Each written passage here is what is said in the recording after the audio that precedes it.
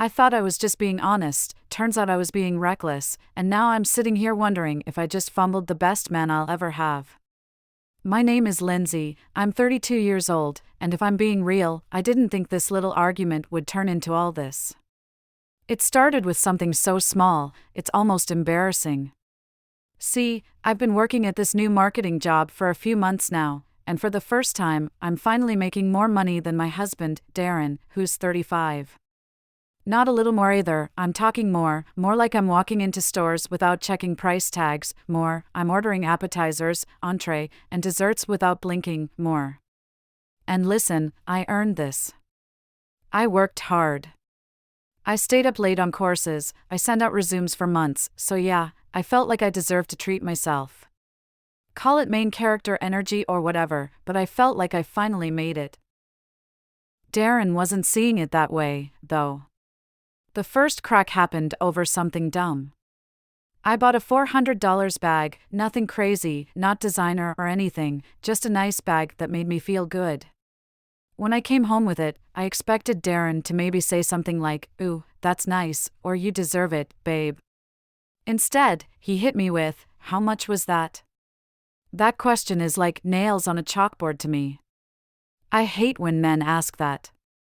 It makes me feel like a little kid being scolded.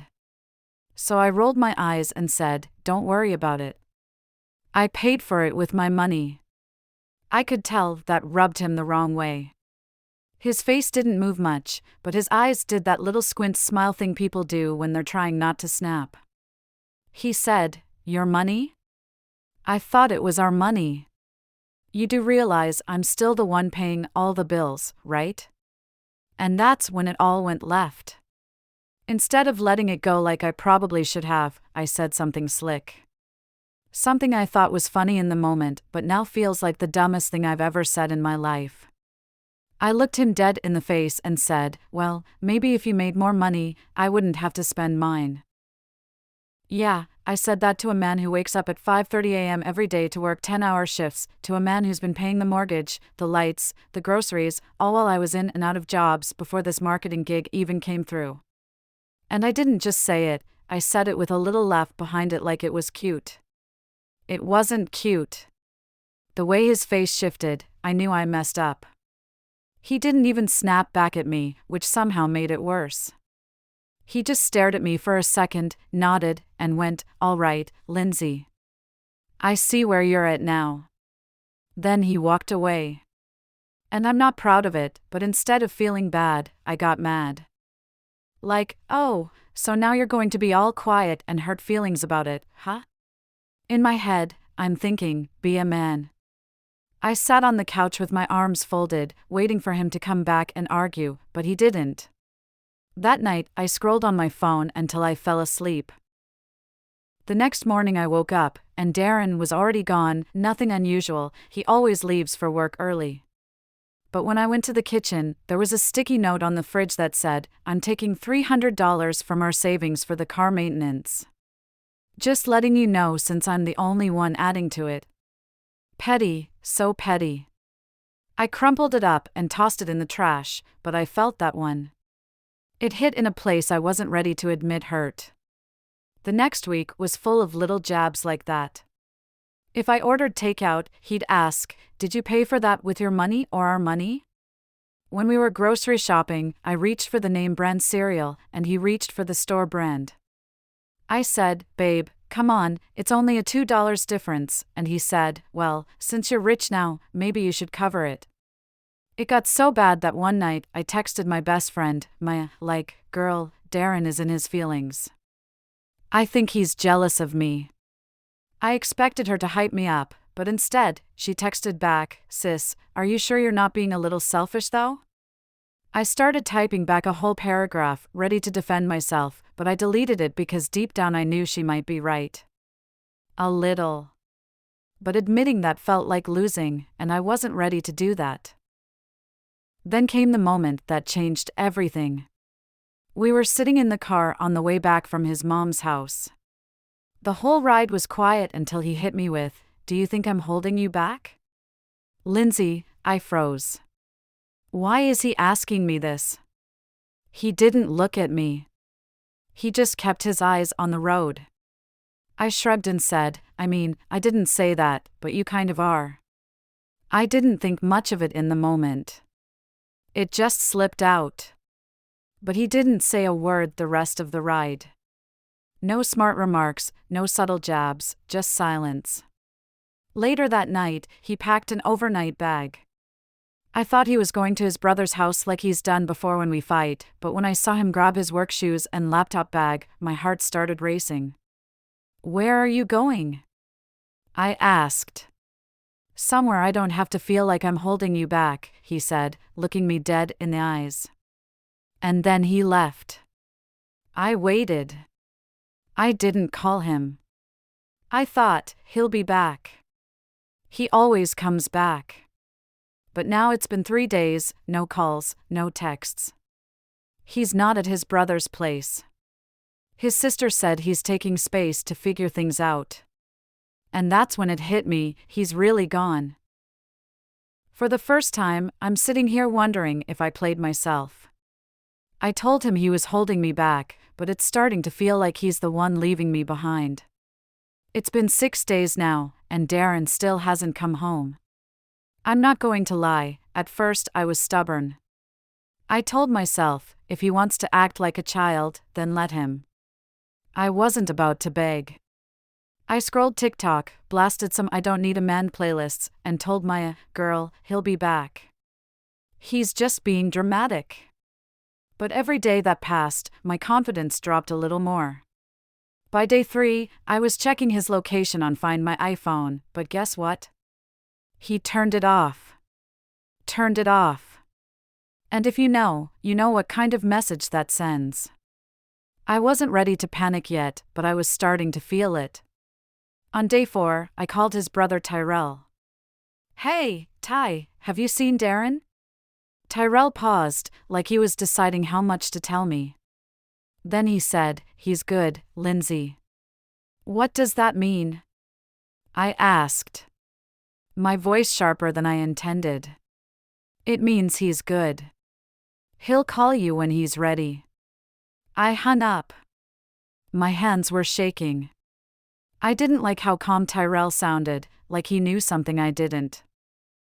By day 5, I wasn't eating right. Food tasted bland, and my stomach was tight, like I was waiting on bad news. I kept looking at the door, like it would swing open any second, but it didn't.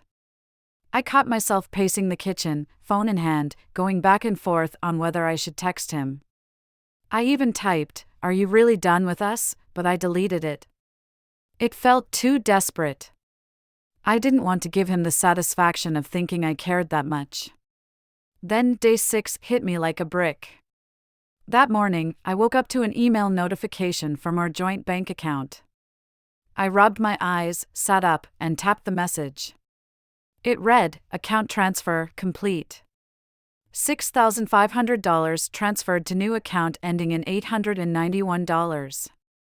My heart dropped to my stomach. I checked the bank app to see what was left, $322.07. He left me with $300. That's when it stopped feeling like a break and started feeling like abandonment. I sat there staring at the screen, blinking like I misread it. He'd been saving that money for us, or at least that's what I thought. Every time I'd buy little things, clothes, candles, takeout, he'd tell me, "Don't touch the savings, Lind. That's for emergencies." But I guess he decided this was his emergency. I called him this time. I didn't care about pride anymore. The phone rang twice and then straight to voicemail. I called again, same thing. I sat there with my jaw clenched, fingers tied around the phone like it owed me answers. Oh, so now he's ignoring me after everything we've been through? I put my shoes on and grabbed my keys. I wasn't about to sit here like a fool. I knew exactly where he'd be. I drove straight to his sister Michelle's house. I didn't call. I didn't text. I pulled up like it was my house. I could see his car parked in the driveway, and that was all I needed to see. I didn't even knock. I rang the doorbell 4 times in a row. Michelle opened it, looking half asleep in a bonnet and robe. She squinted at me. What do you want, Lindsay? Don't, what do you want me, Michelle? Is Darren here? I tried to look past her, but she stepped in front of me. He don't want to see you right now, sis. I laughed. I wasn't in the mood for calm big sister energy. Tell him to come out. Outside, Michelle. I'm not doing that, Lindsay. Her eyes were steady, no flinching like she was used to dealing with stubborn people. So y'all just going to hide him in there like a toddler? I raised my voice now. Tell your brother to come out here or I'm walking. Her face got cold. You step foot in my house, and we'll see how that works out for you. The door shut. I just stood there, livid, embarrassed, humiliated. This is what it feels like to be on the outside of your own marriage. I could feel the tears welling up, but I sucked them back. I wasn't about to cry on this woman's porch. Not happening. I got in my car, hands gripping the steering wheel so hard it hurt. My pride wouldn't let me drive off just yet, so I sat there, watching the house like he'd come running out. He didn't. Instead, Michelle texted me, "You need to chill. Y'all both need space." Space? Space? This man drained our savings, and I'm supposed to chill? Nah, I was past chill. I was boiling. I didn't sleep that night. I sat in bed replying to every petty comment I ever made to him. If you made more money. Well, maybe if you did more. Every slick joke I thought was funny wasn't so funny anymore. I was sick thinking about it. I checked his location again, still off. Then I saw it, a picture posted by his cousin Sean on Facebook. It was a group of them out at some sports bar, smiling like everything was sweet. And there he was, Darren, cheesing with a drink in his hand, looking the most unbothered I've ever seen him. No stress, no worry, just peace. My chest felt tight, like I'd been sucker punched. I closed the app. I didn't need to see that. Then, just as I was about to put my phone down, he texted me. I sat up so fast, I got lightheaded. I'll be by this weekend to get the rest of my stuff. I'll text before I come. I stared at it for a full minute. My heart started pounding in my chest like I was in a freefall. The rest of his stuff? What is he talking about? Is this really it? I texted back, me? You're really doing this? No response. Nothing. I saw the little red receipt pop up, but that was it. I couldn't believe it. This was a man who once rubbed my back when I was too tired to cook. A man who stood next to me when I lost my first job. My husband. But now he's treating me like I'm just some girl he used to know. I woke up Saturday morning with this heavy feeling in my chest. It wasn't just sadness. It was that sinking gut-deep regret that doesn't let you breathe right. I knew today was the day Darren was coming to get his stuff. I tried to convince myself that I was fine. He's bluffing, I told myself while folding laundry like everything was normal. But I wasn't fine. Every car that drove by had me checking the window like a dog waiting for its owner.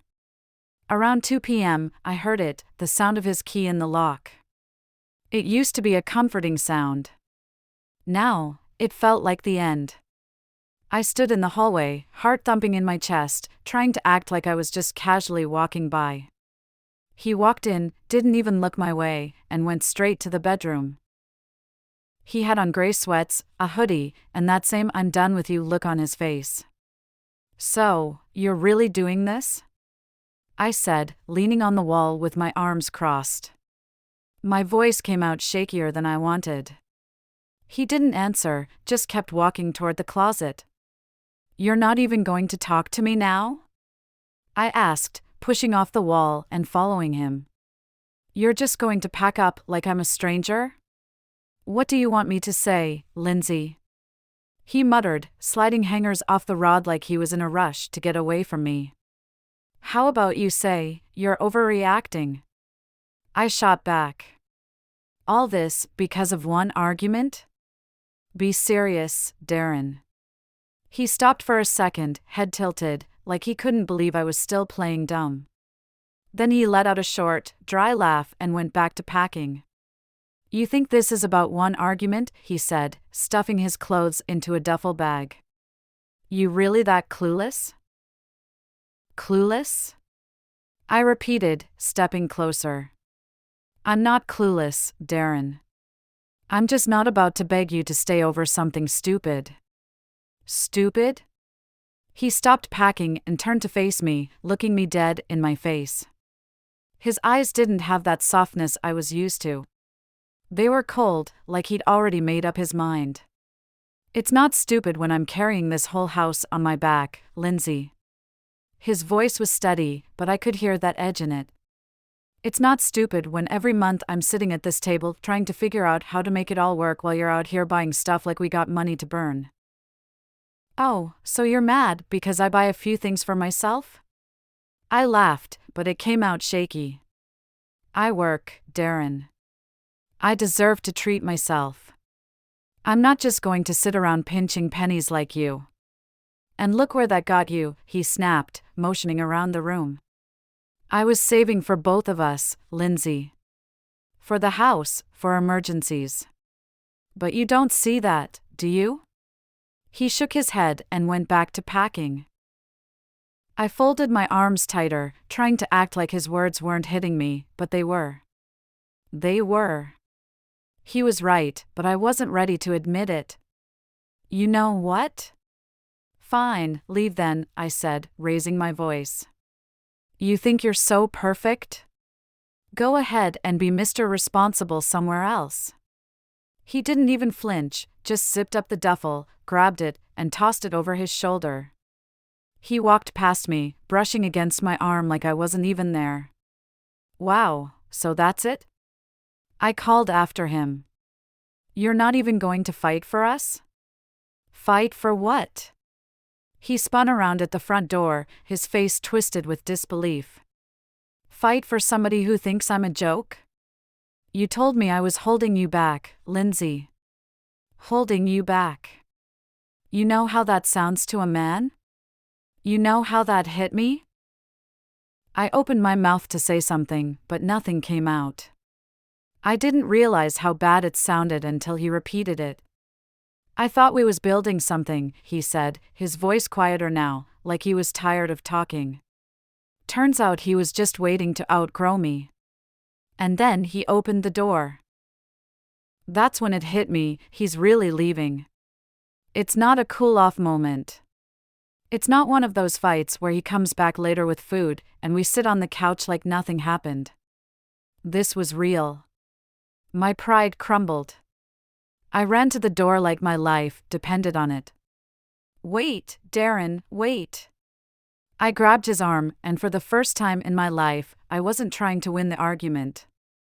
I was trying to win him. Please, I said, tears already running down my face. I'm sorry, okay? I didn't mean it. I was just mad. You know how I get when I'm mad. He looked down at my hand on his arm, but he didn't pull away. I didn't mean it, Darren, I repeated, voice cracking. I wasn't even trying to be strong anymore. I was being stupid. I didn't mean none of it. Please. For a second, I thought I had him. His face softened just a little, and I swear, if I could have just held onto him tighter, he would have stayed. But he sighed. It wasn't an angry sigh. It was that final sigh, the one people do when they've already let you go. I know you didn't mean it, Lindsay, he said softly, like he was trying to be kind now, but I'm tired of waiting for you to figure it out. He took my hand off his arm gently, not like he was mad, but like he was done. Darren, please, I said, my voice breaking in half. Please don't do this. We have too much history. Yeah, he said, looking me dead in the eyes. But history don't pay bills. Then he walked out. I stood there at the door, tears streaming down my face, hands still out like I could grab him from the other side of the door. It felt like my whole world had just been flipped upside down. I wiped my face with my sleeve, pacing the living room like I was going to wake up from all of it. I picked up my phone and called him. No answer. Called him again. Nothing. I texted him, please come back. I'm sorry. I'm so sorry. I didn't mean it. Read at 4:47 p.m. No reply. I sat on the couch, staring at the wall, tears drying on my cheeks. I thought I'd feel better after apologizing, but I didn't. It's one thing to say sorry, it's another thing when they don't care anymore. I stared at the TV, but I didn't see it. I just sat there thinking about every single moment where I could have done better. Every slick comment, every selfish move. He was right. I was too busy treating myself to see what he was trying to build for us. He tried to be patient with me. He tried to guide me.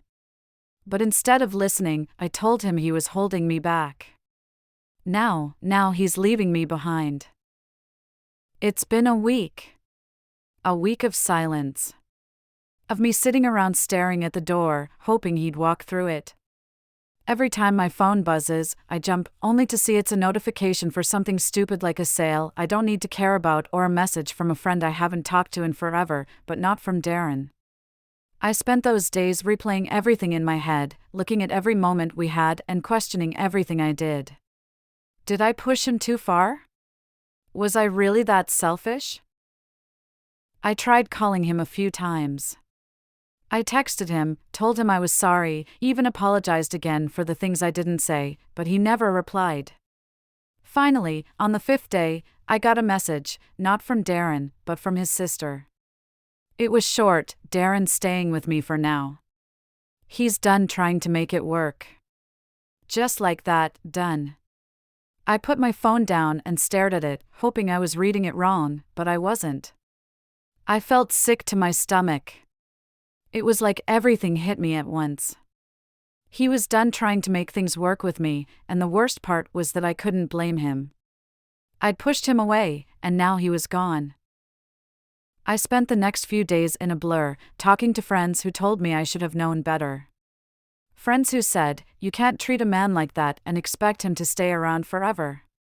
I knew they were right, but that didn't make it hurt less. I thought I could fix it.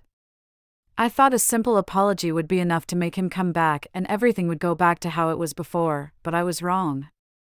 I was so wrong. My kids asked me about him. They missed him, and honestly, so did I. Darren had been a part of their lives for almost 5 years. He was more than just a husband.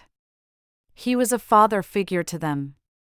Now all I could do was try to explain to them that sometimes people grow apart. But how do you explain that when you were the one who let it happen? The next week, I went over to his sister's house to pick up some of his things. She let me in, but her eyes told me everything I needed to know. She wasn't angry with me, she was just disappointed. I grabbed his stuff, avoiding the look on her face. I walked out with the heavy weight of everything I had done wrong. And when I got back home, I sat down with the bag of his things and thought about how I'd let something good slip through my fingers. Darren was right. I didn't take him seriously until it was too late. I didn't see how much he was doing for us because I was too wrapped up in me. Too wrapped up in feeling like I had it all figured out. But I didn't. I was wrong, and now he was gone. I've been thinking about it a lot lately, about how quick I was to blame him, to push him away because I couldn't handle someone else's expectations of me.